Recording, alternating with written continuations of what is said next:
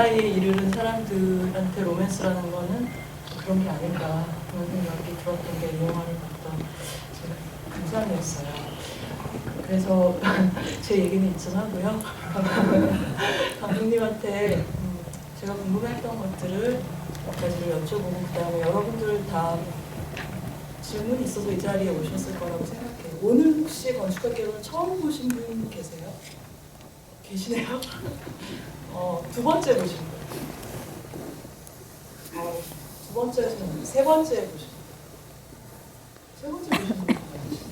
이러면 거의 팬이라고 있는데 일단 처음에 궁금했던 건 그런 거였어요. 승민이를 영화 속에 처음 소개를 하는데 어린 승민이죠. 그러니까 처음에 나온 엄태웅 씨니까 나이 든 승민이지만 제가 보니까 승민이가 말없이 참 오랫동안 있더라고요. 수업 시간이니까 뭐 말을 못하는 것도 있고 그렇지만 나중에 첫 수업이 끝나고 나서 다른 친구랑 그다음에 그 앞서간 과정 선배한테 가서 밥 사달라고 할 때도 밥 사달라고 하는 건 승민이가 아니고 다른 친구고 그 세 사람의 대화씬에서 승민이는 계속 주변에 서서 그냥 이렇게 구경만 하고 있어요. 그런 거 보면 아 얘가 성격이 어떤 애구나라는 것도 알 것 같고 버스 하는 장면에서도 서연한테 말은 안 하다가 이재훈 씨의 첫 대사가 납드가였어요. 그러다 보니까 약간 우물우물 납드가 이게 첫 대사여서 특이하구나 주인공을 소개하는 방식으로서 그런 생각이 들었거든요. 고민을 좀 하셨을 것 같아요. 이 아이를 어떻게 처음에 보여줄까를. 왜 그렇게 말없이 모습만으로 이렇게 사랑을 보여주셨어요? 말씀 들어보니까 그러네 이런 생각이 드는데 꼭 그렇게 전략이 있었던 건 아닌데 이제 영화 완성된 거랑 제가 이제 10년 전 2003년도에 초고를 냈을 때와 약간의 차이는 뭐냐면 지금도 물론 그 잔재가 남아있지만 옛날에 초고를 냈을 때는 그 과거는 완벽하게 승민이 시점 그리고 현재는 완벽하게 서연이 시점. 그래서 그 전략은 이제 그 짝사랑, 첫사랑이자 짝사랑인데 이제 상대방 좋아하는 사람 입장에서는 상대방이 과연 어떤 생각을 할까? 제가 날 좋아할까? 왜 손목대리 하자고 그러지? 계속 그런 생각을 하게 되니까 상대방의 시점을 허용하지 않는 것이 긴장감이나 내지는 그 취지에 맞을 것이다, 감정에. 그런 취지여서 과거는 이제 승민이 시점인데 그러다 보니까 승민이가 서연이를 쳐다보게 되는, 그렇죠. 관찰하게 되고 그렇게 가다 보니까 좀 그랬던 것 같고요. 그러니까 이재훈 씨랑 수지 씨가 그래서 초반에 이제 특히 수지 씨는 영화 데뷔였는데 첫 촬영이었는데 1회차, 2회차 동안 대사가 없었어요. 수지 씨도. 뛰고 어쩌고저쩌고 하고 그다음에 계속 버스 안에 있고 이런 식이다 보니까 그래서 배우들이 좀 약간 힘들어하는 경우도 좀 있었던 것 같아요. 비로소 이제 이야기가 말문이 터지는 게 옥상에서 이런저런 얘기할 텐데 실제로 그 이재훈 씨는 워낙 영화 익숙해져 있어서 그런 문제 전혀 없었는데 배수지 씨 같은 경우는 드라마 경험만 그렇죠. 근데 드라마도 한 지가 좀 돼서 이제 그 현장 감이 많이 떨어져 있는 상태. 그러니까 나중에 얘기 들어보니까 되게 긴장 많이 했다고 들었어요. 그래서 이제 다들 생소한 스태프들이잖아요. 원래 본업은 가수니까. 그러다가 이제 옥상에서 감독인 저로서도 배수지 씨가 본인 말투 찾았구나. 서연 말투 찾았구나. 그래서 그 3회차였는데 다행이다 생각을 했었고 나중에 이제 수지 씨한테 그러면 수지 씨도 그때부터 잘 감 잡았던 것 같다고. 그 전까지는 사실 거의 말이 없고 이제 서로를 공기로서 약간 인지하는 그런 시기였죠. 그래서 감독님 말씀대로 영화 보면서 초반에는 저 어린 버전의 서연이랑 승민이는 거의 시선만으로 연기를 해야 되는구나 그런 생각이 들었어요. 근데 결과물은 좋았던 것 같아요. 그러면 그 동네 나무를 찍으려고 할 때 그 프레임 안으로 수지 씨가 들어오는 것도 옥상 장면 전에 촬영인 거예요? 아니요, 그게 아마 두 번째 촬영인가? 버스가 아마 첫 촬영이었고 그게 두 번째 촬영인가였는데 두 번째 촬영에서의 대사는 정말 넌 저 알죠? 건축학 그런 수업 듣지 않아요? 그 대사였는데 그때는 수지 씨가 이제 말투를 못 찾고 있어가지고 그 대사는 후시로 다시. 아, 그렇군요. 꼭 많이 영화에서 아는 게 좋지만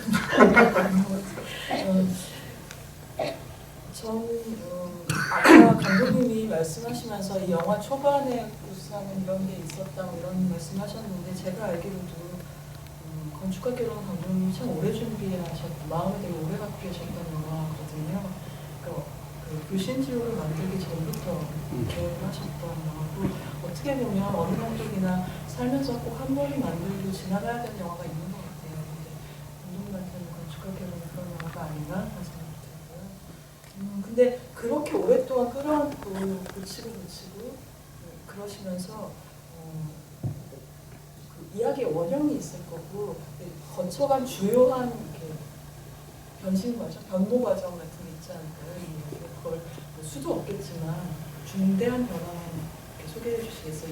여기에 오기까지 건축학개론의 진화? 제가 이제 오늘 그 영상 자료에서 이 주비 얘기를 처음 들었을 때 이제 같이 이제 진행 3회를 봐주실 분 누구 좋겠냐고 이제 물어보셔가지고 얘기하다가 제가 김혜리 기자님 좋겠다고 얘기한 이유가 한 두 가지 이유가 있는데 이제 제가 건축학개론 평 중에 제일 좋아하는 게 김혜리 기자님이 진짜 가장 정확한 제 신경을 비슷했던 것 같다. 네, 그거랑 이건 약간 비유인데요. 제가 건축학개론 가지고 시나리오를 한참 쓰고 막 이제 불신족 다음에 고민할 때 김혜리 기자님께 모니터링 부탁드린 거 있었어요. 그래서 나중에 심 대표님 혼났는데 유출하면 안 된다고.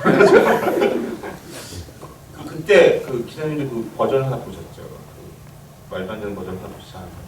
두 가지. 네, 두 가지. 네. 그러니까 이제 참 그게 저한테는 이제 아픈 기억들인데 그 과거는 거의 변한 게 없는 것 같아요. 과거는 2003년도나 찍은 버전이나 큰 차이가 없었고, 다만 현재가 이제 계속 바뀌는 과정이었는데 처음에 서연은 그때는 이제 그냥 미군요. 그리고 아나운서. 그렇죠. 네. 그러다가 이제 한 2, 3년 뒤에는 리포터로 이제 강등. 그러니까 시나리오 쓰면서 저도 같이 나이를 먹은 것 같아요. 그래서 결국에는 어렸을 때는 아나운서가 되길 바랬지만 지금은 리포터를 하다가 그냥 그만둔 이제 결혼도 한 번 했었고 이혼까지 그러니까 인생의 진도가 계속 나가더라고요. 제가 나이 먹으면서 그러다가 급기야 이제 너무 제작이 안 되고 제작사에서 여러 제작사를 거치면서 뭐 여러 제작사에서 이제 계속 뭐 이런저런 요구들, 그러니까 이러면 흥행이 더 잘 될 거야 싶은 요구들을 막 해서 이제 그거 어쩔 수 없이 넣고 하다가 급기야는 제가 스스로 이제 이러면 좀 투자가 되지 않을까 해가지고 지금의 한가인 씨가 분한 서연의 역할을 이제 아이돌 가수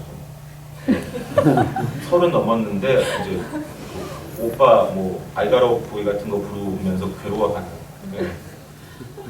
그런 버전까지 있었고 그걸 김혜리 읽으시고 되게 망연자실했던 게 취재도 하셨잖아요. 아이돌. 네, 그래서 뭐 성인들이라고 부르는 분들 만나서 취재도 하고 근데 실제로 그게 그런 고충이 있더라고요. 그래서 그렇죠. 네, 그래서 그 버전을 냈는데 이제 심 대표님께서 너무 어이없어하는 분들이 그래서 다시 원점부터 다시 시나리오를 한 번 더 고친 게 지금 촬영보죠.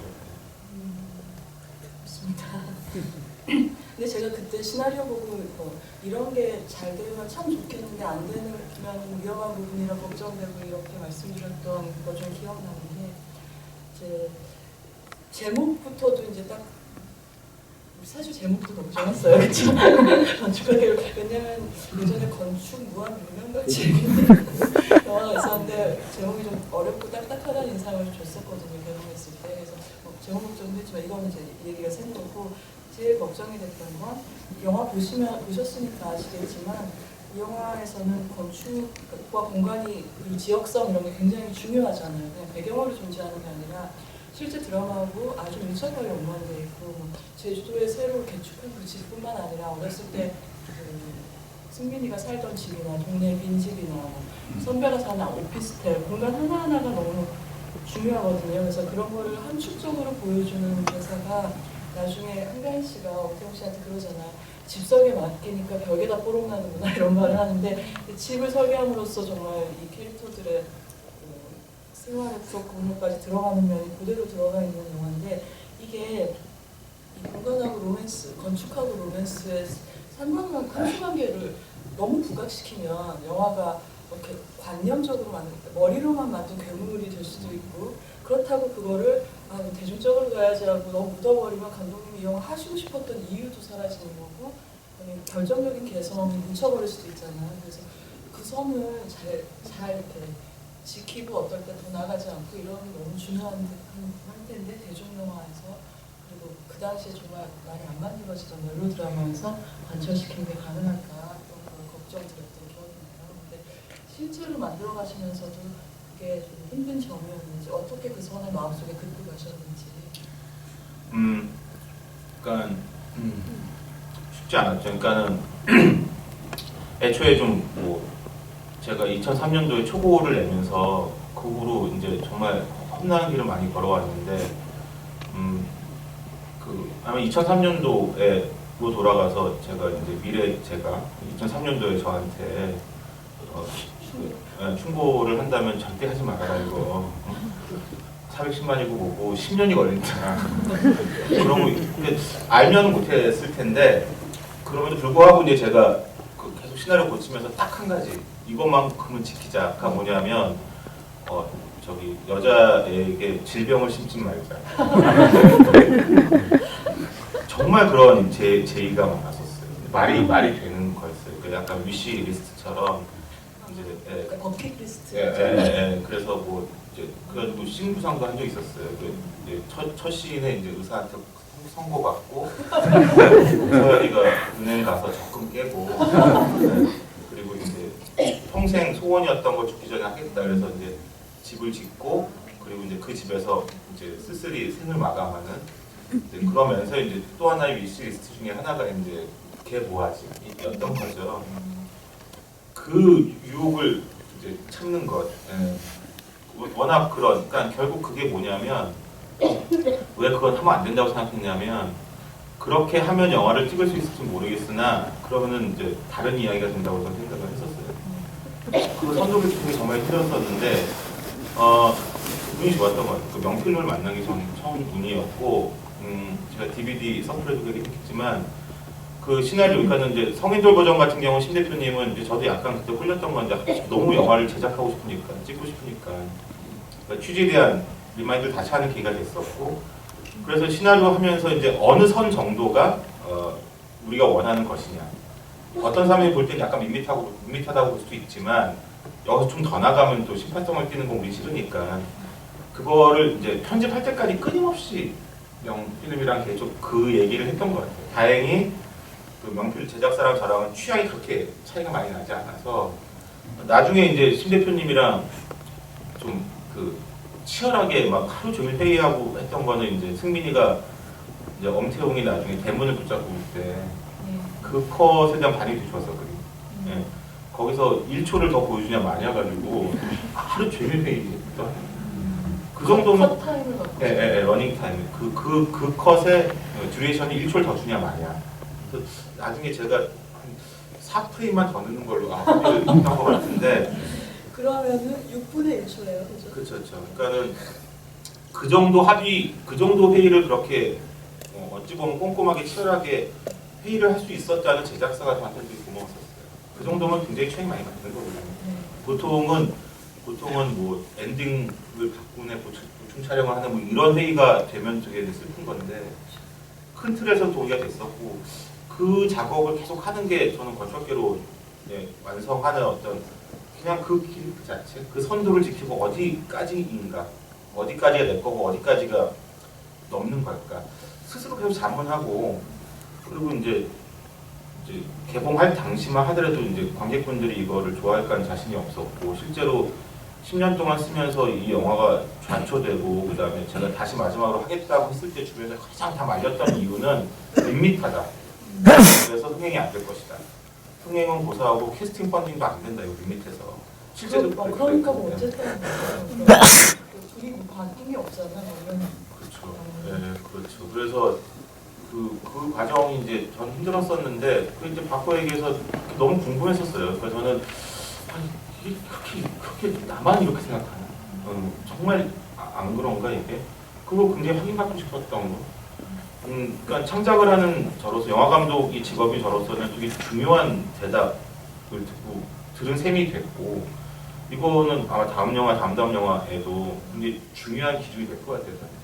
결국은 봉준호 감독님이 항상 저한테 말씀해 주시는 거지만 제가 재밌는 걸 찍어야지 그래야 비로소 관객분들도 동의할 수 있는 거예요. 제가 동의할 수 없고 하지만 이러면 좋아하지 않을까?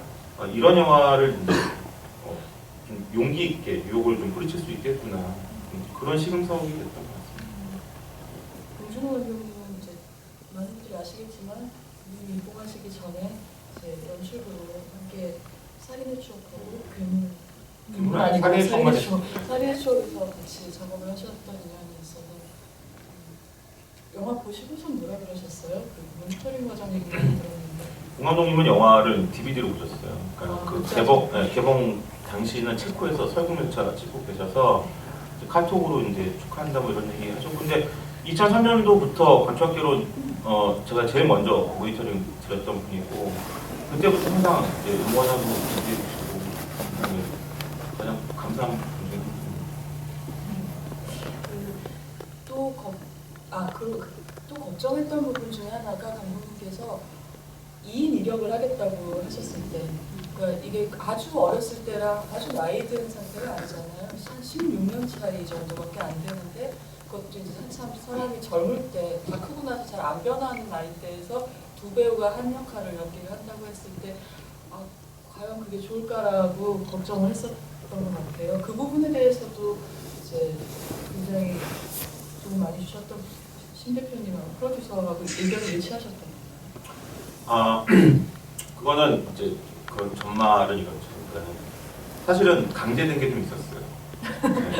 네. 그러니까 이거는 쓸 때부터 신 대표님이랑 걱정을 많이 했던 부분. 캐스팅이 쉽지 않다. 왜냐하면 이제 애초에 이제 두 명 캐스팅을 생각했던 건 아니고 그 생각은 했었죠. 다만 그게 되죠. 그러니까 장단이 있었던 게 뭐냐면 멜로우면은 이제 제가 계속 그 건축학개론을 제작 못했던 이유가 멜로우는 A급 배우가 들어와야 되는데 주연급이 들어와야 되는 탑이 들어와야 비로소 투자도 되고 흥행도 되는데 근데 저희는 20대와 이제 30대를 해야 되니까 나이대가 그 중간 정도 되는 배우들이 이제 대상이 되는 거죠.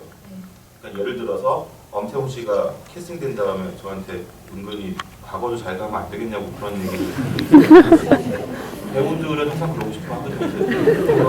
근데 엄태웅 씨가 대학교 1학년 때 막 그 어린 척을 하면 이제 망작이 되겠죠. 그러니까 무슨 말이냐면 그 한 27에서 30 사이에 되는 배우들 네. 그러면서 A그룹 그러면서 스케줄이 맞고 뭐 여러 가지가 점점 좁아지네요. 네. 보니까 그럼 캐스팅 대상자가 뭐 감독의 호불호는 너무 사치고 대상자가 남녀 통틀어서 한 5명 네. 노 하면 영화가 엎어지는 거예요. 그런 불합리가 있었고 그 다음에 2인 1역 같은 경우는 이제 그 배우를 가르면 확 넓어지죠. 그 나이대로 그냥 캐스팅을 하면 되니까 네. 어린 친구대로 나이 드신 친구대로 해서 하면 되는데 문제는 배우들이 반밖에 안 나오니까 들어오려고 할까? 이게 이제 문제가 됐던 거예요. 근데 처음에는 이제 한 명을 하는 걸로 해서 이제 출연했는데 이제 반응이 좋지 않고 뭐 잘 안 됐어요. 그래서 이제 엎어질 수는 없다. 여기서 엎어질 수는 없다. 그래서 그러면은 이제 플랫 B가 있었던 거죠. 네. 그래서 플랫 B로 가자. 근데 이것도 쉽진 않을 거라 해서 동시에 진행을 했어요. 동시에. 아 정말. 네. 그래서 먼저 하자는 사람 하면 글로 간다. 왜냐면 저희가 뭐 바란다고 되는 게 아니니까. 이건 그냥 하늘에 일이 풀리는 쪽으로 선택하겠다. 안 그러면 제작 자체가 무산되니까. 그러다 이제 태용 씨가 오케이 해서 그럼 가자. 또 감독이 저로서도 그게 재밌을 거라고 생각을 했어요. 관객들이 2시간 내내 그 두 배우만 주구장창 봐야 된다면 승민과 서연이 한 95%. 그러니까 승민과 서연이 등장하지 않는 시는 없거든요. 그거 힘들 거다. 그래서 근데 이제 현실적으로 가능할까 했는데 가능해져서 저는 좋았죠. 근데 그 2인 1역과 관련해서 결과물을 봤을 때 또 놀랬던 건 처음에는 그거였어요. 그 두 배우, 서연이를 연기한 한가인 씨와 배수지 씨, 승민이를 연기한 엄태웅 씨랑 이재훈 씨가 영화 보기 전에는 너무 안 닮았잖아라는 생각. 심지어는 한가인 씨 점도 메이크업으로 안 나오고 코에 점도 점이 생겼잖아요. 그래서 그만큼 상관이 없구나 이런 생각이 들었어요. 그래서 영화를 보고 나서 든 생각은 그만큼 이건 중요하지 않습니다. 닮음이라는 거는 뭐가 이렇게 딱 던진다는 생각이 들었고 영화를 보고 나니 또 이해가 됐던 게 그만큼 우리가 첫사랑이라는 거에 대해서 나이 들면서 갖게 되는 태도의 변화 마치 다른 사람이 돼버린 것 같은 그 간극의 쓸쓸함 같은 것 자체가 이 영화가 하고 있는 얘기 중 하나이기 때문에 두 사람의 외모의 유사성이라는 게 중요하진 않았구나 라는 납득이 납득이 되더라고요. 근데 실제로 그 연기하는 과정에서는 보통 이런 케이스에는 이제 한쪽이 한쪽을 참조한다거나 그러지 않습니까? 그러니까 나의 어린 시절을 한 배우가 연기한 걸 보고 말투라든가 뭐 습관이라든가 이런 거를 좀 참조한다거나 그러는데 건축학 배우는 경우에는 그렇게 촬영 순서도 제가 정확히 모르고요. 어땠어요? 그 두 쌍의 배우들이 서로의 연기에 대해서는 어떤 태도를 보셨나요? 일단 뭐 처음에 이제 배우들이 물어보길래 신경 쓰지 말라고 대답을 했고 그 감독 입장에서 이제 더블 캐스팅이 재밌다고 생각했던 이유는 기자님 말씀대로 이제 과거의 자신을 타자화하는 것, 즉 돌이킬 수 없는 이야기이기 때문에 그 의미가 있다고 생각을 했었거든요. 그 시나리오에서도 어떻게 하면 과거의 모습이 희미하게 남아 있으면서 다른 사람이 된 것처럼 시나리오 쓰지가 고민이었기 때문에. 쓰실 때부터. 그렇죠. 그러니까 이제 그 엄태웅 같은 경우는 이제 유들유들하고, 과거 승리는 그렇지 않은데, 그 서연도 마찬가지고. 그러니까 나이 먹어보면서 이제 좀 비겁해진다던가, 유들유들해진다던가, 내지는 이제 한가인 씨가 맡은 뭐 성인 서연 역 같은 경우는 이제 예민해져 있고, 좀 이렇게 방어, 그러니까는 이제 뭐 이렇게 공격 칼라침을 찌를 준비가 돼 있는. 근데 그런 게 이제 세월이라고 생각을 했기 때문에 그래서 더블 캐스팅 의미가 있었고, 뭐 배우들이 서로 이제 뭐 약간 습관 같은 거를 좀 공유하면서 캐릭터라이징 뭐 하려고 하길래 그런 거 하지 말라 그랬었어요. 딴 사람이다 이거는. 그래서 점을 안 찍은 거예요. 그 뮤지컬에, 그러니까 뮤지컬에 접지 의견이 있었었어요. 그래서 그거는 제가 안 된다 해서 안 한 이유는 어차피 영화는 이제 서로 이제 관객들한테 양해를 구하고 시작을 하는 거잖아요. 이거는 이제 그냥 영화 들어가면은 이제 그 배수지가 미스의 수지가 아니라 그냥 그 서연이 되는 것처럼 아닌 건 뻔히 알고 있지만 불신의 유해라는 말을 쓰죠. 이거는 그냥 감안하고 본다는 거를. 그렇죠. 이제 그거는 되게 중요한 약속이거든요, 관객과. 근데 그거를 걱정하면은 영화를 어떻게 찍느냐. 그러니까 저는 반대로 수지 코에 점을 찍으면 계속 이건 영화라는 걸 사람들한테 계속 잊을만하면 알려줄 거라고 생각을 했어요. 맞아요. 그거 신경 쓰면 안 된다. 결정적인 장면에서 계속 그 한가인과의 매칭을 시키기 위한 제작자의 의도가 계속 드러나면 안 되니까. 그런 면에서 또 캐스팅은 그게 재밌는데 그거를 그렇게 겁내면 안 된다 해서 한 거고, 다만 배우들한테는 찍을 때 열심히 촬영 중에 현장 편집을 꼼꼼히 해서 현재 배우들은 과거 보여주고 과거 배우들은 현재 거 보여주고 지금 이렇게들 잘하고 있다. 저쪽 긴장해라. 자극을 주는 거죠. 그런 건 있었고, 그런 건 있었죠. 현재 배우들이 과거 배우들의 연기한 걸 보면서 이제 본인들의 역할에 지난 시절 있었던 일이니까 감정에 대해 도움받는 건 있었어요. 그렇죠. 내가 저런 일을 겪었던 거. 그렇죠. 내가 어떤 사람이었다는 건 안 중요하지만. 그렇죠.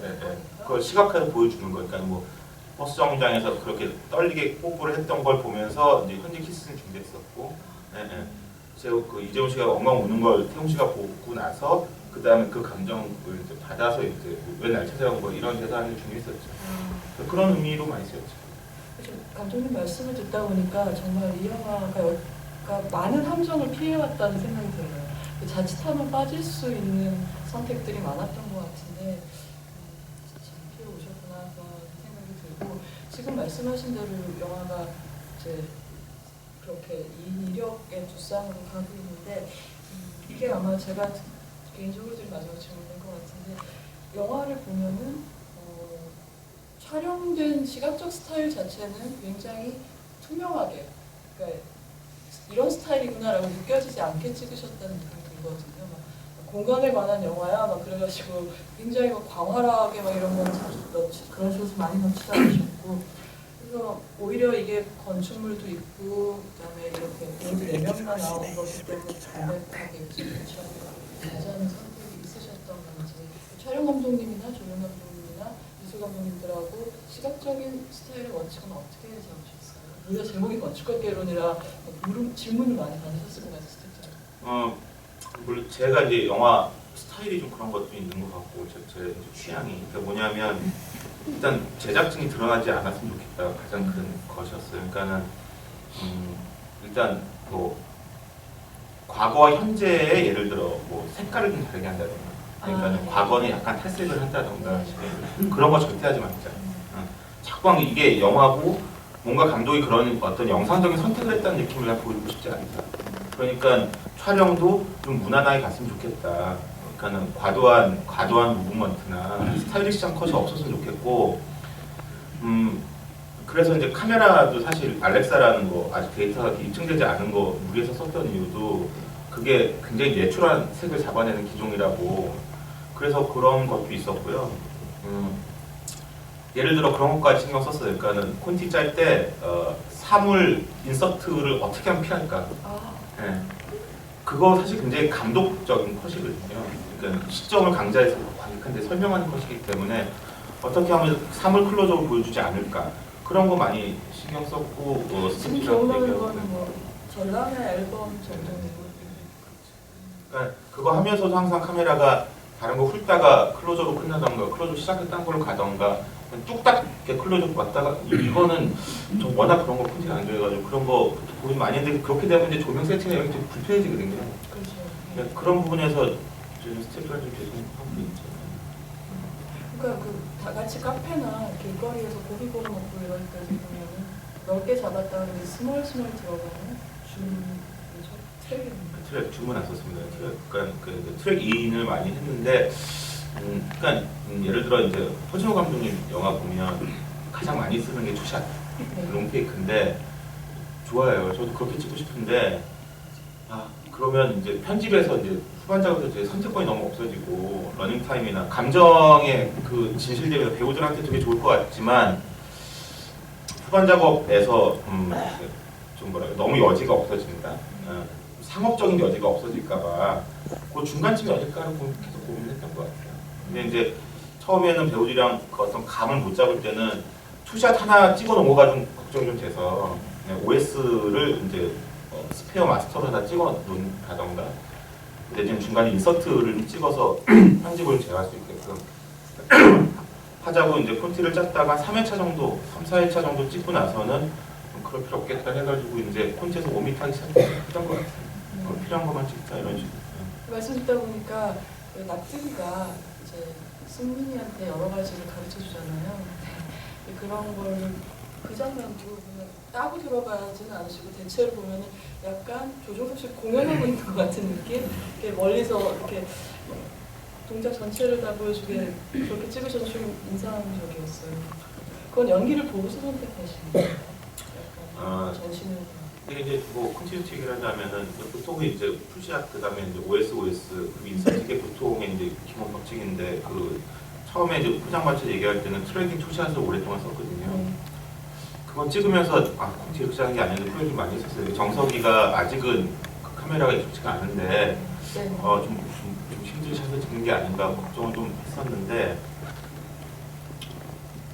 모르겠어요. 이게 결과적으로는 그냥 뭐 이제는 뭐 그렇지만 찍을 때는 찍고 나서 두고두고 이게 잘한 걸까 고민을 좀 많이 하게 되는. 네. 근데 이제 정석이 같은 경우는 납득이 같은 경우는 이제 원맨쇼잖아요. 그렇죠. 자기가 혼자 그냥 말도 일방적으로 다 하고. 하지만 중요한 게 그 대사가 살려면 그걸 듣고 있는 이재훈 씨 리액션, 이 연기가 좋아야만 그게 비로소 이제 그 신이 완성이 되니까 그게 이제 투샷이 오를까 OS가 오를까 고민 많이 했었죠. 제가 마지막 질문 한다고 하나만 더. 예, 서연이 제주도 지금 그 집도 사실은 이제 실제로 살 수 있는 집을 만들까 뭐 여러 가지 생각들이 있으셨잖아요.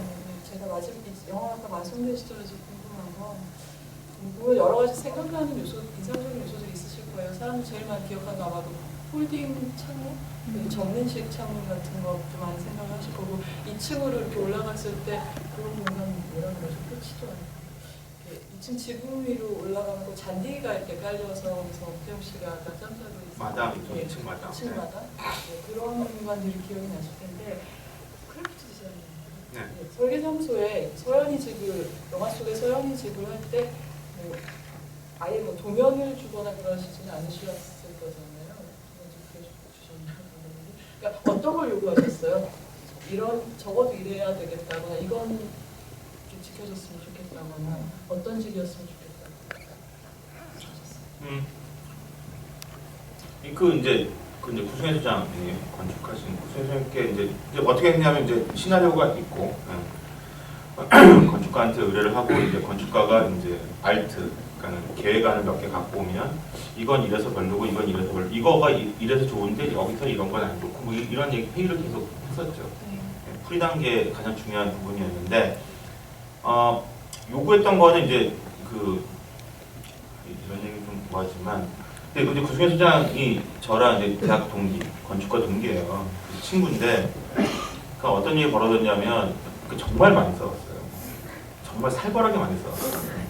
이러다가 이 나이에 얘랑 주먹 다짐하는 이런 걱정까지 했었으니까 뭐냐면 저는 그때 약간 이렇구나 충격 먹은 게 그러니까 영화인이 아니잖아요. 일반인이잖아요. 이 사람이 이제 영화 스텝으로 오면서 어떤 일이 벌어졌냐면 시나리오에서 이제 뭐 예를 들면은 그 키즈는 서연이가 굉장히 중요해서 시나리오에 있는 건데 건축적으로 시나리오를 바꾸길 저한테 요구를 하더라고요. 그러니까 집을 위해서 영화를 봐. 네, 2층 마당 이거 그 아버지랑 딸이 관리하기 너무 힘들다. 건축적인 그게 오는 거예요. 근데 실제로 제가 산다는 말이 되는 얘기인데 이건 영화잖아요. 그래서 이거 배수 어떻게 할 거냐. 제가 그걸 왜 신경 쓰냐 지금. 근데 저도 사실 그런 생각 했어요. 그거 어떻게 하지 배수? 비 오면 다 먹을 거고. 아니 그러니까 실제로 공사를 배수를 하죠. 밑에는 다 전부 다 이렇게 배수를 해가지고 해요. 그렇게 하면 되지 않냐? 그러면은 걔는 이 정도 사이즈에서는 이게 적합한 디자인이 아니다. 이게 영화라는 걸 인식시킨 그것도 너무너무 힘들어가지고 그게 참 어마어마한. 실제로 집을 져도 늙는다 그러면 너무 힘들어서 건축주랑 이제 건축가랑 싸워서 영화 속 집을 짓는데 그게 만만치 않은 과정이었어요. 정말 힘들어서 그래서 이제 또 그쪽에서는 제가 이제 건축을 좀 했었으니까 하도 말을 안 들으니까 제가 도면을 그려서 주면 월권이라고 또 그렇죠. 뭐라고 그러고. 그건 좀 불쾌할 것 같아요. 아니 전 시나리오 고치라는 거는 괜찮고 건축주인데 정말 많이 저는 썼어요. 어제 의뢰 입장에 생각합니다. 네, 정말 많이 썼습니다. 근데 겨우겨우 나왔죠. 지금 생각해도 화가 나는데. 아니 근데 그 친구 지금 이제 책 내가지고. 제가 물어봐보는 항상 거기서 거기고요. 지금부터 객석에서 질문을 받아서 대답하시고 제가 원하는 끼어들고 이렇게 하겠습니다. 손 들어주세요. 제가 제일 먼저 본 분이 이쪽 북도 쪽에 여성이 7번째 줄.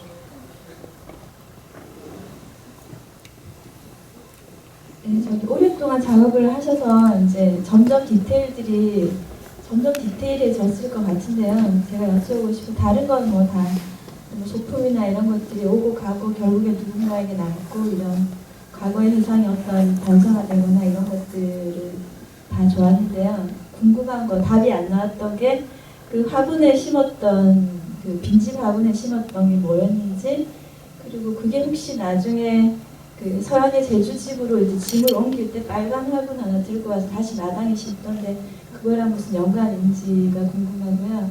한 가지 더는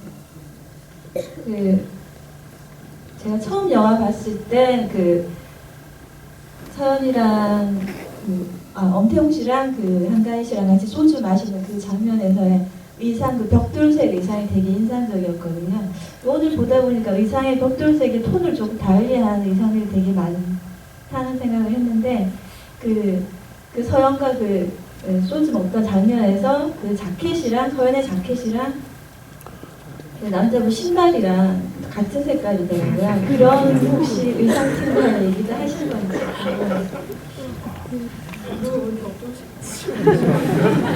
두 번째 질문부터 말씀드리고, 전 되게 주의 많이 했는데 보통 한 이 정도 되면은 안 들었던 질문은 없거든요. 처음 듣는 질문. 그 의상 관련해서는 제가 이제 영화 조표를 찍으면서 저희 트라우마가 있어요. 하나는 제목과 또 하나는 의상인데, 제목은 불신지옥 때 너무 호되게 혼나가지고, 근데 건축학개론 좀 그렇잖아요. 걱정하시는 분도 굉장히 많았었어요. 근데 다행히 건축학개론 제목은 저는 이제 명필름 들어가서 제목은 대표님이 마음대로 지어달라고 얘기했더니 신 대표님이 제목 좋은데요 왜요? 이렇게 돼서 건축학개론을 하게 됐었고요. 제목 가지고 고민 많이 해서 한번 제목 바꾼 적이 있었어요. 건축의 이해로 바꾼 적이 있었는데 전혀 변별력이 없다고 해가지고, 그래서 제목에 대한 다음 영화도 제목 좀 자신이 없고, 그 의상이 왜 좀 트라우마냐면 불신지옥 때도 의상 안 좋다는 얘기를 너무 많이 들었거든요. 근데 제가 약간 그런 게 여자 의상을 잘 몰라요. 저는 사실 의상에 별로 관심이 있는 편이 아니어서. 그래서 이제 가인 씨 의상 같은 경우는 의상팀장과 협의를 하되 스타일리스트를 따로 뒀었어요. 유일하게. 엄태웅, 이재훈, 배수지 양은 그렇지 않은데 가인 씨 의상만 이제 세련된 도시녀, 제가 의상을 모르기 때문에, 그래서 스타일리스트를 갖고 왔던 것 중에 같이 계속 피팅을 하면서 의상팀장이랑 해서 고른 건데 그런 의도는 없었습니다. 네, 그런 건 없었고, 태웅 씨 신발은 실제 태웅 씨 신발이에요. 그러니까 저는 그런 걸 좀 잘 쓰려고 했었어요. 그러니까 본인 옷, 본인 신발 이런 게 이제 잘 맞으니까. 실제로 태웅 씨가 여기서 청바지를 입고 나오는데 그것도 태웅 씨 바지고요. 근데 그거를 너무 써가지고 나중에 계산해서 보니까 태웅 씨가 바지 한 벌로 두 계절을 나더라고요, 영화상에서. 이거 너무 빨리 안 하네, 처음 보일까봐 걱정을 했는데 그걸 알아보시는 분은 다행이었고.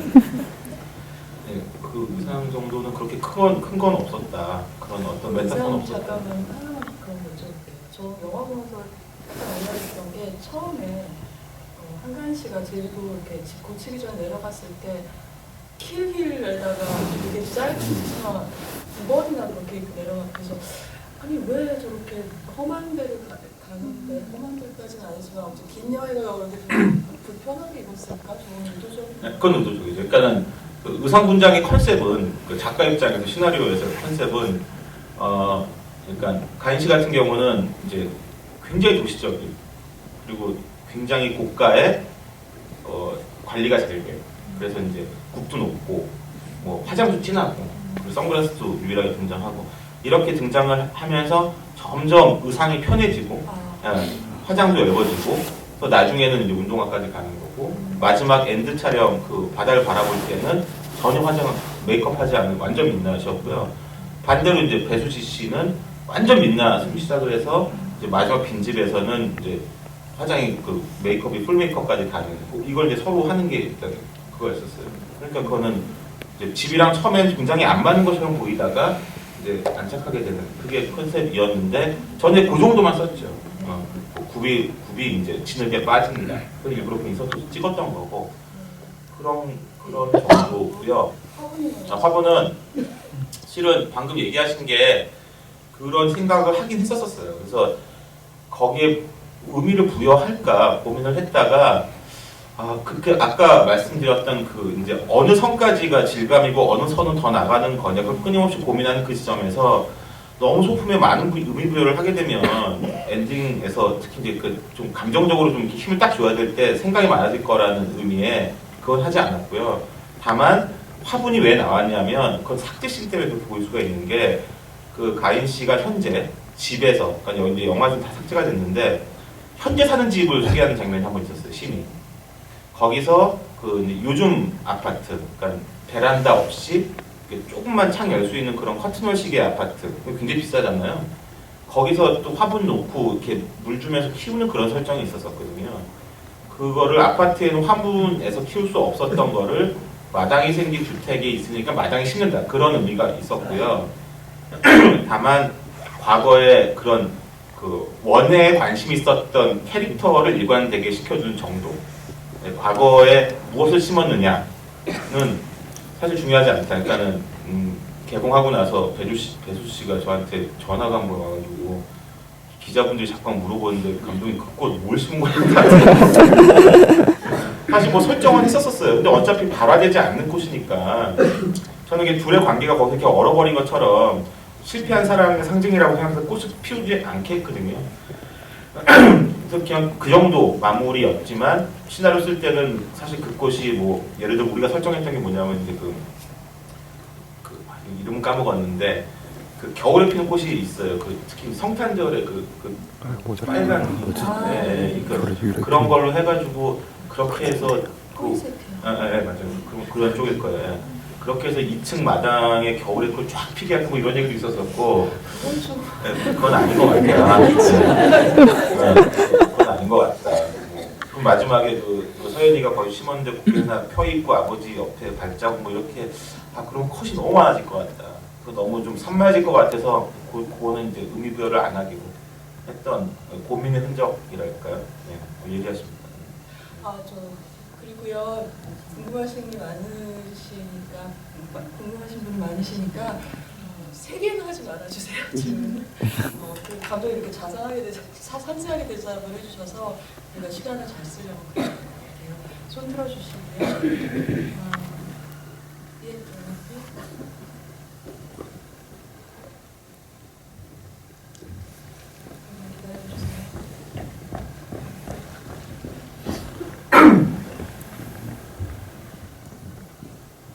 영화를 처음 봤을 때가 군대 외박 나왔을 때였거든요. 제대하셨나요? 예. 그래서 아무런 사전 정보 없이 이 영화를 봤어요. 근데 영화를 볼 때 뭐 많은 남자분들이 그렇듯이 저도 이건 내 얘기다 이러면서 굉장히 몰입해서 봤습니다. 특히 저는 더 몰입할 수 있었던 게 제 이름도 승민이거든요. 네. 그래서 제 이름 한자뜻을 풀어보면 오를승의 오날밀인데 이게 뭐 오나함이 오른다 뭐 그런 뜻인데 이게 적어도 20대 20살 남자 주인공한테 어울리는 이름이라는 생각을 했었어요. 그 영화에서 두 주인공이 서연하고 승민이잖아요. 그런 이름을 짓게 된 특별한 이유가 아니 감독님 영화에 보면 칠판에 가디스 인 디테일이라고 있잖아요.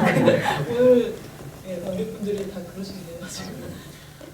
그 장명에 대해서 시나리오 쓸 때 굉장히 괴로운 지점 중에 하나예요. 장명에 대해서.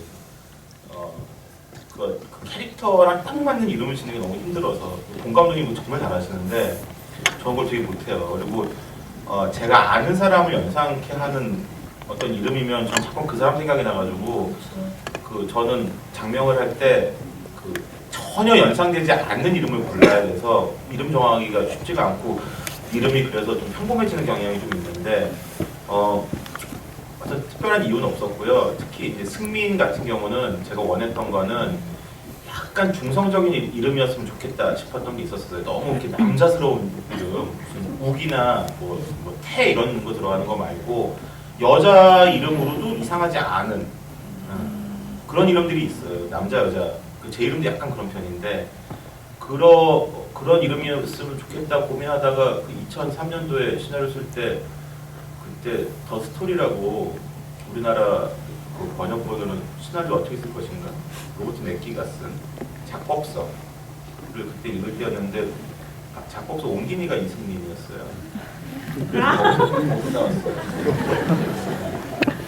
그리고 서연 같은 경우는 서연 같은 경우 승민이는 한 번 적용 계속 승민이었는데 서연이는 여러 가지 이름이 있다가 그 이름이 이제 제가 떠오르는 여자분이 아무도 안 계셔가지고 아니 얼마나 많은 여자를 아시길래 하나밖에 없어요. 약간 근데 약간 서연 이름은 제가 좀 약간 너무 드라마 이름 같나? 뭐 약간 이런 느낌이 있어서 고민을 했는데 너무 나중에는 좀 바꿀까 하고 했었는데 안 바뀌더라고. 너무 오래 쓰니까 시나리오를 이제 완전히 그 사람 이름 돼버려가지고 그러니까 이러면은 그닥 크게 의미는 없습니다. 다음 질문 볼까요? 예. 하나, 둘, 셋. 다섯 번째 줄에 이쪽에서 네 번째 앉아 계신 분을 영화를 보면서 되게 화면이 예쁘다는 생각이 받았는데 그 중에 제일 큰 요인을 한 게 햇볕을 되게 잘 예쁘게 담아내셨다고 생각이 돼서 그렇게 느꼈거든요. 그 햇볕을 잘 담아내기 위해서 따로 노력을 하신 것이나 그런 게 있으신가요? 그 이제 노력을 많이 했는데 그 노력은 뭐냐면 기다리는 거예요. 해가 나기를. 해가 나길 기다리는 건데 굉장히 쉽죠. 되게 쉬워요. 기다리면 되는 건데 현장에서는 그 기다린다는 자체가 지옥 같아요. 그게 왜냐하면 그날 찍어야 될 커스트가 20컷인데 해가 들어가서 해를 기다리면 이거를 이제 어떻게 찍어야 되나? 시간과의 싸움인데 저희는 현장이 실은 그것 때문에 그러니까 PD님이랑 좀 사이 안 좋아진 적도 있었고 분위기가 안 좋아진 적도 있었고. 해 때문에요? 네. 왜냐하면 그 예를 들어서 이제 가장 극심했던 컷이 뭐냐면은 그 승민이가 방송 들으면서 뛰어가는 그 크레인샷이 있어요. 그거 2시간 반 기다렸어요. 해나기를. 그러니까 이제 분위기가 안 좋아지는 거예요. 2시간 반 동안 스태프들 놀아야 되니까. 그때 식사 진행시키고 그럼에도 불구하고 예를 들어 이제 제가 촬영하고선 요즘도 가끔 꿈을 꾸는 게 악몽처럼 꾸는 게 일신 한가인 씨가 처음으로 집에 오는 그 오렌지를 보니 타이틀 나오는 컷이 있죠. 이렇게 보다 돌아서서 프레임 아웃하면 집만 남는 그 컷. 그리고 처음 그 뚫어진 벽으로 들어오는 커트. 이 두 커트가 날씨가 굉장히 안 좋았어요. 그러니까 제주도 날씨가 계속 바뀌어요. 하루에도. 서울은 보통 한 번 그날 맑으면 쭉 맑고 이런 식인데 1시간 단위로 막 맑았다 그러다니까 한 시를 찍으면서 첫 커트는 날씨가 너무 안 좋은데 연결이 안 돼요? 네, 두 번째 커트는 바짝바짝하고 세 번째 커트 연결이 안 되고 그래서 참 돌겠더라고요. DI로 만질 수 있는 아니 거기 일광이 안 된다. 시간이 안 돼. 희순되죠. 그 예를 들어서 옥상에서 둘이 CDP 들을 때 그러니까 음악이 틀어지기 직전까지는 해가 안 좋아요. 그래서 할 수 없다. 한 1시간 기다리다가 할 수 없다. 그냥 가자. 그래서 촬영을 시작했어서 쫙 하고 있는데 둘이 이제 꽂고 음악을 들으려고 하는 그 시퀀스 넘어가면서 쨍하는 거예요. 해가. 이걸 어떻게 처음부터 다시 찍어야 되나 고민하다가 촬영기사랑 얘기한 게 그러면은 저기 인서트를 찍자. 하늘 인서트. 네. 그리고 인물로 가지 말고 크로즈업으로 가자. 그 CDD 크로즈업. 그래가지고 그 하늘 인서트는 참고로 제주에서 찍은 거고요. 그런 식으로 계속 넘기는 현장이 그게 제일 힘들었었어요. 그래서 제가 지금 악몽처럼 꿈에 나오는 게 엔딩 씬. 한가인 씨가 음악 듣는 그 씬. 그게 저희 크랭크업이었거든요. 마지막 날이었는데 제가 그날만큼은 좀 맑았으면 바랬는데 그날 안 맑아가지고 그래서 크랭크업을 연기할까 했는데 뭐 영필름 식구들이랑 뭐 죄다 와 있는 거지. 제주도까지 크랭크업 쭉 하려고. 제주도라는 게 핵심이네요. 제주도까지. 아 그날 진짜 정말 좀 중요한 이거를 어떻게 되나 하는가 이것 때문에 그러니까 감독으로서 어떤 결정을 내려야 되나 무리를 해야 되나 기다려야 되나 지금도 많이 후회해요. 그거 그날 촬영한 건데 제주도 날씨가 정말 녹록지가 않아서 기다린다고 해서 나아질 거면 기다리겠는데 그렇지도 기약이 없으니까 그런 식이죠. 사실 뭐 이거는 건축경 얘기는 아니지만 불신지옥 때 엔딩에서 그 옥탑에서 그 남상미 씨랑 김부 저희 그 3회차 동안 2회차는 촬영을 하나도 못했어요. 날씨가 오히려 맑아서 불신지옥 때는 흐려야 되는데 그래서 마지막 날 쭉 맑아서 마지막 날은 콘티를 약간 수정해서 전부 다 버터플라이를 치고 흐린 날씨로 팍 꽂아 찍었거든요. 영화면서 저는 그게 가장 힘든 지점 중에 하나인 것 같아요. 쉽지 않았습니다. 손 들어주시고요. 애초에 들었다가 포기하셨죠. 근데 지금 저기 바로 저기 계신 남자.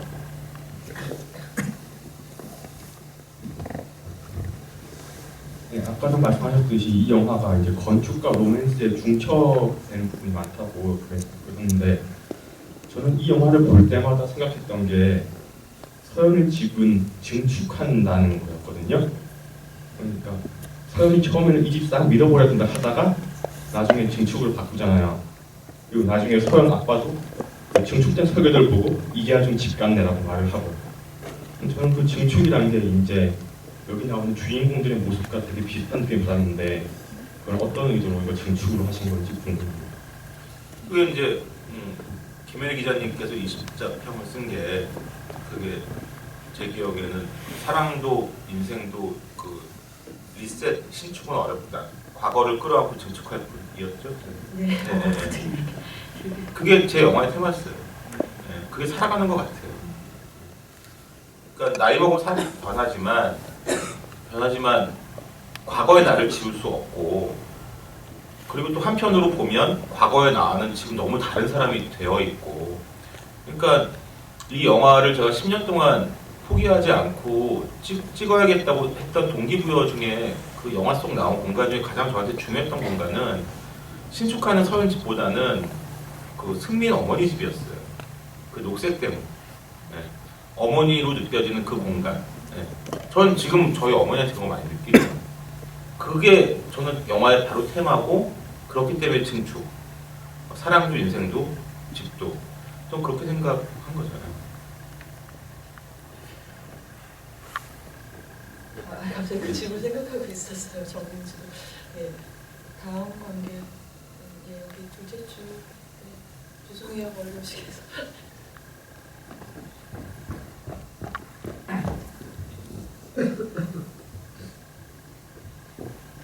빈집에 서연이랑 승민이랑 처음에 들어갔을 때 남자친구 있냐고 물어봐서 재욱이 형 얘기를 하는 게 나오잖아요. 근데 그때 서연이가 되게 재욱이 오빠를 좋아하는 듯하게 얘기를 했는데 현재에 와서는 내 첫사랑이 너였다고 얘기를 하는데 그게 어떻게 된 건지 약간 궁금하고요. 근데 이건 영화에 대한 건 아닌데 감독님이 원래 건축을 하셨잖아요. 근데 어째서 건축을 안 하시고 영화 쪽으로 오시게 됐는지가 궁금합니다. 먼저 저 서연이 먼저 이제 그건 이제 저는 이제 그렇게 생각했어요. 그게 좀 아까 어린 감정일 수도 있는데 그 이제 질문하신 분은 어떠실지 모르겠으나 이제 여자분들, 그러니까 요즘 친구들은 좀 아닌 것 같은데 저 때만 하더라도 고등학교 졸업하고 대학 들어가면서 이제 완전히 다른 세상이 되는.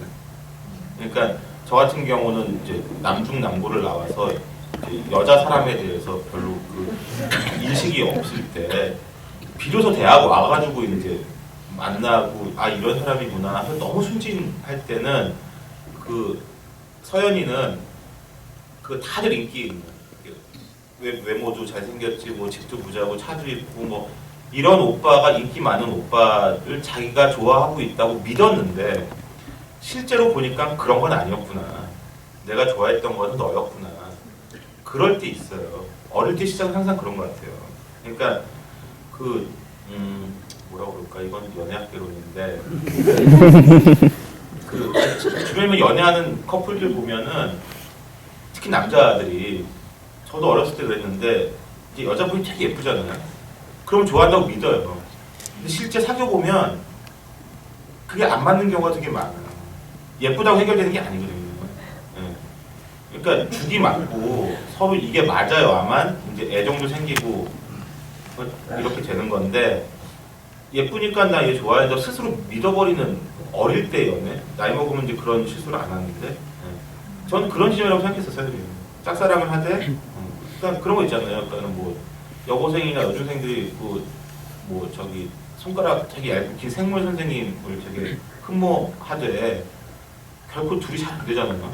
결혼했다는 얘기 못 들었는데 그건 그 당시는 그냥 저런 이미지가 좋고 뭐 그냥 짝사랑을 하는 거지만 실제 연애 그러니까 나를 알고 걔를 알고 서로 어떤 추억을 갖고 이런 게 연애라면 그건 승민이라고 이제 성인이 된 서연은 그렇게 규정을 하는 거겠죠. 두 번째 질문은 왜 질문 바꾸셨나요?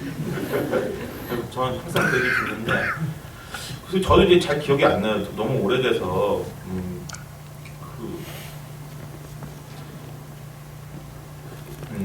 뭐 명징한 이유는 있죠. 건축이 너무 힘들어요.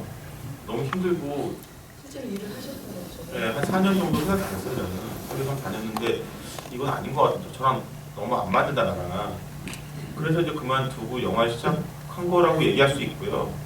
근데 뭐 디테일하게 얘기하면 너무 많은 이유들이 있었고 또 지금은 좀 설명 안 되는 이유들도 많이 있었고 약간 그 당시가 나이가 이제 30이었는데 여러 가지 인생의 고민이 많던 병곡점이라고 저는 생각이 들고 그러다 이제 영화를 시작하게 돼서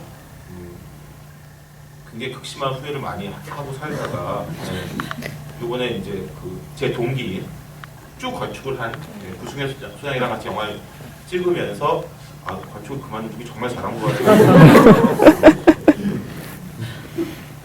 어머나시고 건축학개론 하시길 너무 잘하신 것 같아요. 그렇죠? 내가 잘 살고 있어라는 생각도 들고 그다음에 영화는 이런 식으로 내가 보고 싶은 영화를 만들어야 되라는 거에 대해서 확인도 하고 좀 약간 두려운 것도 있어요. 그러니까는 뭐 지금까지는 정말 잘한 선택이고 영화 찍기 정말 잘했고 그건 평생 이렇게 생각할 것 같은데 문제는 이제 그 다음 작품이 되겠죠. 항상 저희는 이 다음 작품이 항상 고민이니까 그러니까 건축학개론 찍고 뭐 잘 됐다고 해서 제 영화 감독 인생이 이제 벌써 끝나는 게 아니기 때문에 건축학개론 할 때는 하지 않았던 고민 이제 앞으로 어떤 이야기를 해야 되지라는 되게 중요한 고민을 좀 하고 있는 차라서 아직 결정이 안 되는 결정 안 되고 또 기약이 없는 언제 결정될지도 모르겠고 주변 사람들은 뭐 영화도 잘 되고 이제 다음 영화도 뭐 쑥 들어가겠거니 뭐 너 좋지 않아 하지만 저 상당히 좀 많이 그렇습니다. 또 아까 예 저기 5번째 줄에 항상 포즈니티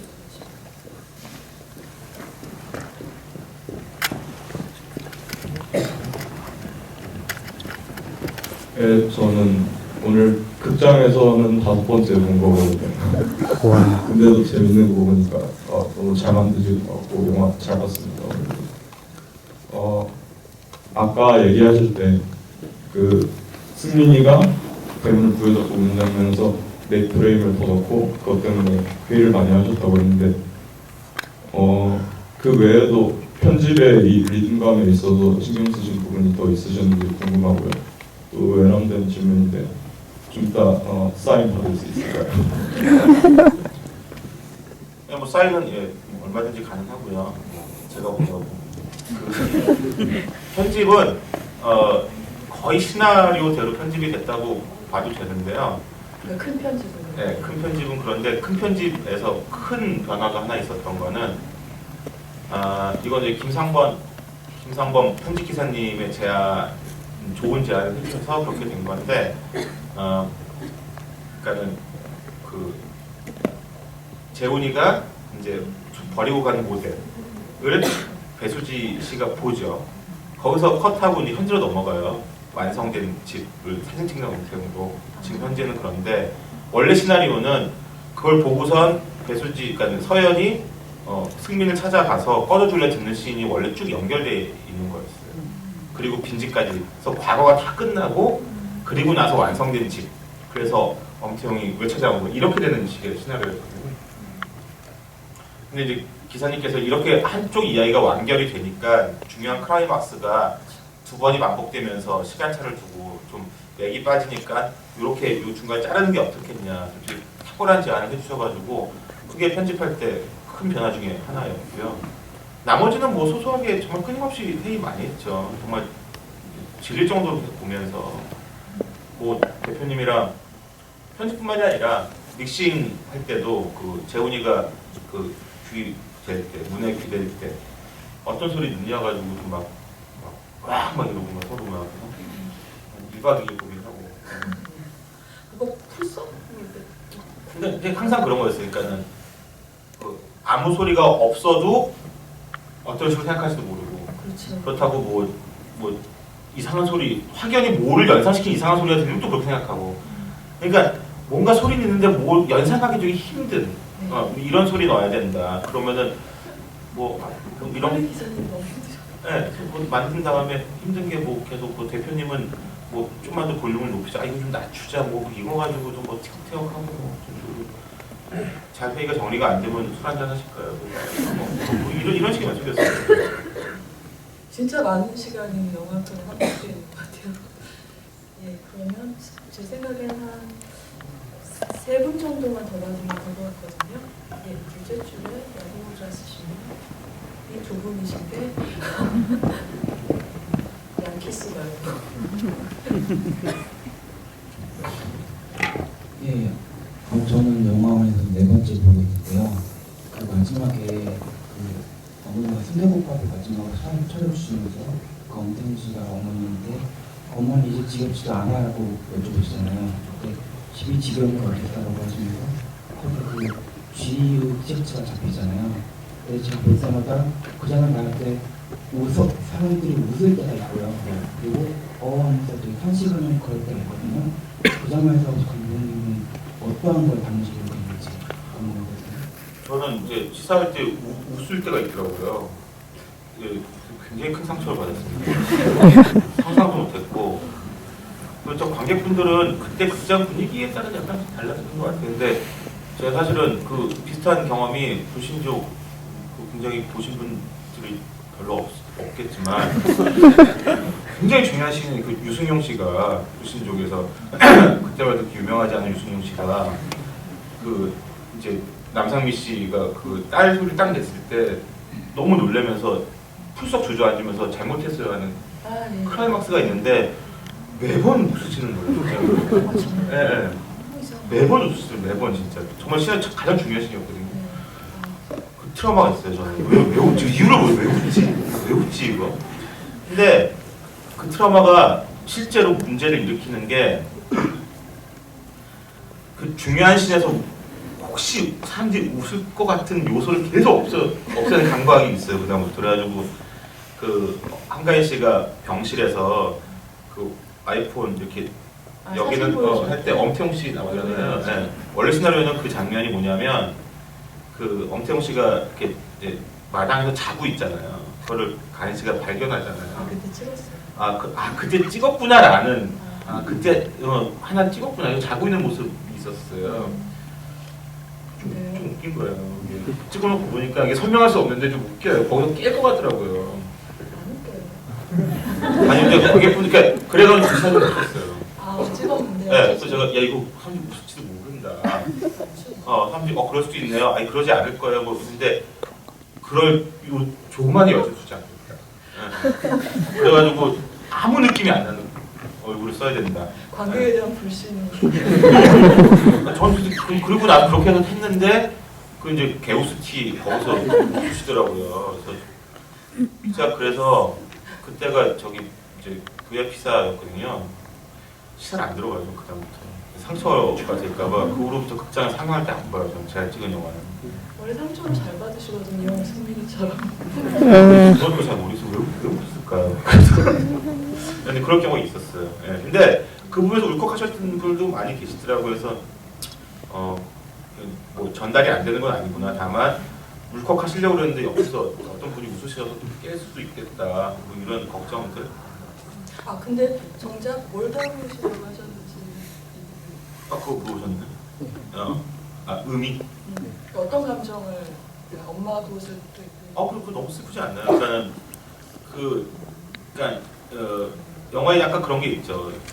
잃어버렸던 노래, 기억의 습작이 그런 거를 잃어버렸던 기억들. 너는 잊은 줄 알았는데 기억하고 있구나. 아까 기자님이 말씀 확인한 작업이라면 승민이는 그 어머니가 그렇게 시장 쪽에서 악착같이 막 돈 이만밖에 못 팔았어 이러면서 막 그걸 또 서인이한테 들킬까봐 순간 그 베드로처럼 어머니를 부정하고 아주 그런 게 있었어요. 그랬던 그 치욕에 가장 그 상처받았던 그 티 버리라고 했던 거 어머니한테 또 돈이 남아도냐면서 혼나고 그래서 대문도 찾던 건데 그거 까맣게 잊고 있었는데 어머니가 그렇게 그렇게 해줄 때까지 아끼시던 어머니니까 그걸 입고 계시고, 그걸 저희 어머니 가끔 그러시거든요. 냉장고도 그렇게 안 버리시고 세균 배양기가 돼버리고 그런 게 저는 어머니라고 생각을 했어요. 그게 오래되지. 네. 그러면 이제 끝에서 두 번째 질문. 예, 여기 손님들 뒤늦게 생각나셨나 봐요.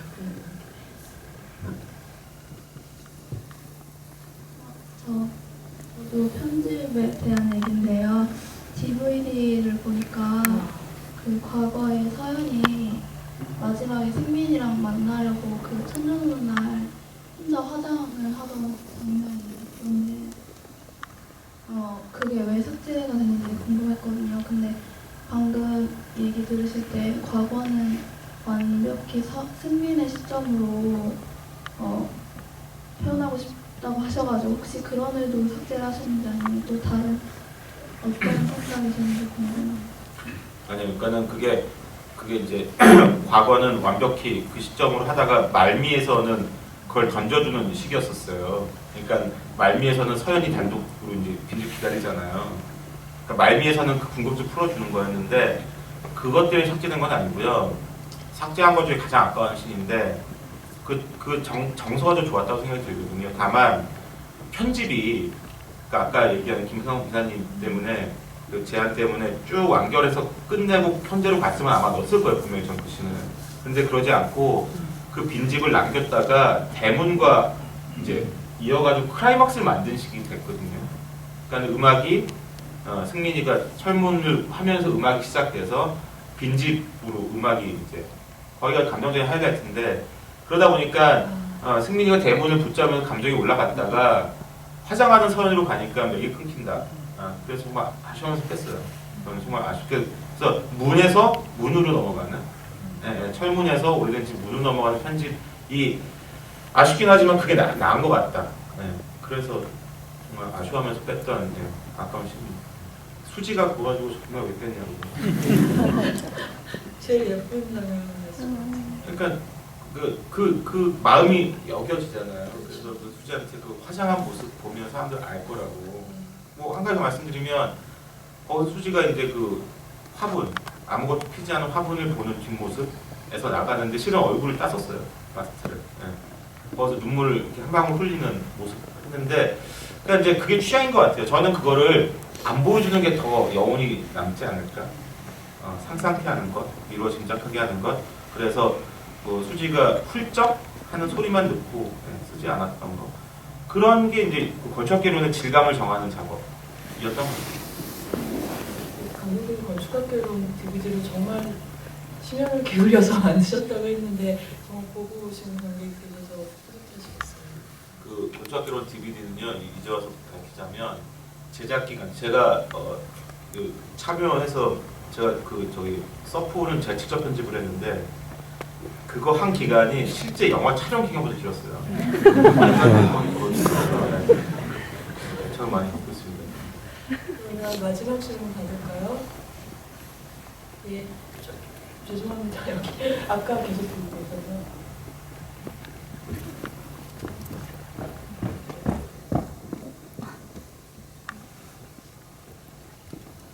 예, 영화 정말 재밌게 잘 나왔고요. 여기 주인공이 96학번이잖아요. 제가 개인적으로 96학번이어서 굉장히 반가운 느낌이 들었는데 이렇게 주변 사람을 보면 써니에 공감하는 사람도 있고 응답하라 1957에 공감하는 친구들도 있는데 첫사랑을 찾아가는 시기는 되게 많았을 텐데 그 시기로 고르신 이유가 궁금하고요. 감독님이 보시는 그 시기는 어떤 시기였는지 듣고 싶습니다. 이게 사실은 좀 약간 그 대답이 시시한데 두 가지 이유가 있어요. 하나는 뭐냐면 제가 90년대 대학생을 했기 때문에 근데 저는 이제 학번은 90학번이거든요. 그 시기에 대학생을 했었고 첫사랑도 그 시기에 했기 때문에 근데 2003년도에 초고를 냈을 때는 배경이 90년도였어요. 그때는 삐삐도 없었고 엔드 CDP가 아니라 노래 테이프였고 그런 거였는데 이제 제작이 계속 밀리면서 그러니까 그때 생각한 건 현재보다 10년 전 해가지고 그때 제가 쓸 때 2003년도니까 한 90년, 91년 이때. 그래서 그때 전람회 노래도 아니었어요. 전람회 노래는 94년도에 발표곡이어서 해당 사항이 없었고. 근데 이제 2003년도에 쓰면서 저는 2005년도쯤 찍을 거라고 생각까지 썼는데 2012년에 개봉을 했단 말이죠. 그러니까 이제 만약에 그러니까 그게 역산을 했을 때 80년대가 돼버리면 첫사랑 시기가 현재 주인공은 뭐 송강호 선배나 한석규 선배가 해서 완전 중년의 사랑이 돼버려서 저는 내가 생각한 건 많이 다르다 였고 또 너무 이제 그 2000년대 초반으로 넘어가는 거는 제가 관통했던 시기와 너무 거리가 많고 그 다음에 그 레트로로 삼기에는 너무 요즘이다. 그래서 15년 간격에 한 90년대 중반, 한 94년에서 98년 사이에 언저리, 딱 96년이라기보다는 그 정도 언저리라고 생각을 했어요. 그래서 배수지 씨 의상은 제가 볼 땐 94년, 93년 여기 가깝고요. 그리고 이제 뭐 힙합은 97년도 때쯤이고 삭제 시인에 그 하나 있는데 납득이가 핑클 얘기하는 거 있어요. 그거는 핑클은 98년도 데뷔거든요. 거기서 이제 그 승민이는 이진 씨를 좋아하는 애로 나오는 그런 게 있었는데 그런 거를 약간 혼재시키는 것 그게 이제 너무 뭐 DVD도 그 얘기 나오지만 96년 딱 이러면 그 저희가 의상이나 여러 가지 면에서 너무 폭이 작아져서 그거는 그렇게 영화에 좋을 것 같지 않아서 중반 정도 그래서 좀 편의적으로 좋은 거 쓰자 이랬던 전략이었죠. 그렇군요. 저는 이 영화가 저한테 개인적으로 또 의미가 있는 건 90년대가 처음으로 영화 속에서 한국 영화 속에서 노스텔지어의 대상으로 딱 등재된 영화인 것 같아요. 그 전까지는 80년대 이랬는데 그래서 약간 철렁한 느낌이 있었어요. 아, 그 나에게 과거였던 게 이제 대과거가 됐구나. 정식으로 대중문화가 이렇게 딱 이건 대과거야라고 도장 찍어준 것 같은 느낌이라서 한편으로 약간 마음이 아프기도 했지만 또 한편으로 인생이 정말 가고 있구나. 이렇게 길 가다 이정표 보듯이 그런 느낌이 있어서 저한테는 특별한 영화가 있습니다. 여러분들도 이제 다 나이가 다르시지만 그런 영화 과거에 있으셨고 건축학 개론이 그런 저처럼 그런 영화의 분도 계실 거고 우리가 지금 살고 있는 시간도 언젠가 그런 영화가 또 나오겠죠. 그런 영화도 우리 보러 갈 거고 계속 극장에서 감독님 작품도 여러분도 볼 수 있었으면 좋겠습니다. 오늘 와주셔서 반갑고 고맙고요. 여러분들 질문 때문에 저도 공부가 많이 됐고 우리는 마지막 인사 해주시죠. 그 제가 이제 여기서 주비가 두 번째인데 첫 번째는 불신지옥 2010년도에 영상 자료원에서 주비를 했었는데 그게 불신지옥 국내 마지막 스크리닝이었었어요. 이제 그 후로 없었고 건축학개론 오늘이 이제 국내 마지막 스크리닝이 아닐까 이제 그 이번에 서울특선 SBS 편성됐더라고요. 그래서 오늘 많이 안 오실 줄 알았어요. 걱정했는데. 그래서 그 오늘 정말 이렇게 가족 매진 사례 감사드리고요. 5월에 일본에서 개봉합니다. 많이 응원해 주십시오. 감사합니다. 5월에 일본에서 개봉합니다.